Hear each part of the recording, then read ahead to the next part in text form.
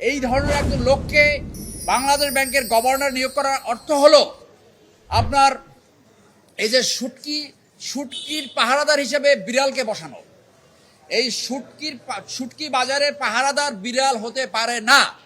তিনি বাংলাদেশ ব্যাংকের গভর্নর হওয়ার সাথে সাথে কোনো একটি ব্যাংকে 1000 কোটি টাকা ইতিমধ্যে সেখানে দিয়েছেন, এবং আরও জানা যায় তার বাবার একটা ইন্ডাস্ট্রি, সেই ইন্ডাস্ট্রিতে সে 800 কোটি টাকা লোন দেওয়ার ব্যবস্থা করেছেন।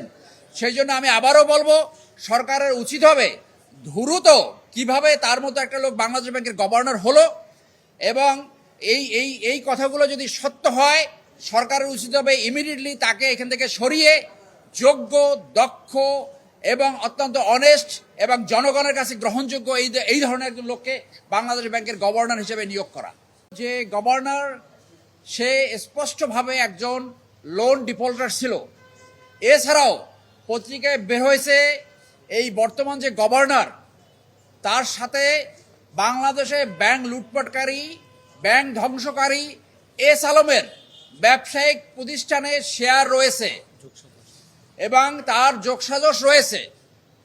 ধারণা করা হয় এস আলম ম্যানিপুলেট করে তাকে এইখানে গভর্নর হিসেবে নিয়োগ করতে সমর্থ হয়েছে। 5ই আগস্টের পরে এই ধরনের নিয়োগ জনগণ প্রত্যাখ্যান করেছে। আপনারা সোশ্যাল মিডিয়া এবং পেপার পত্রিকায় বিভিন্ন ধরনের আলোচনা, সমালোচনা এবং পর্যালোচনা দেখেছেন। সাধারণ মানুষ এটাকে ভালোভাবে নেয়নি। 5ই আগস্টের পরে এই ধরনের নিয়োগের ক্ষেত্রে মানুষ অত্যন্ত এগ্রিভড হয়েছে।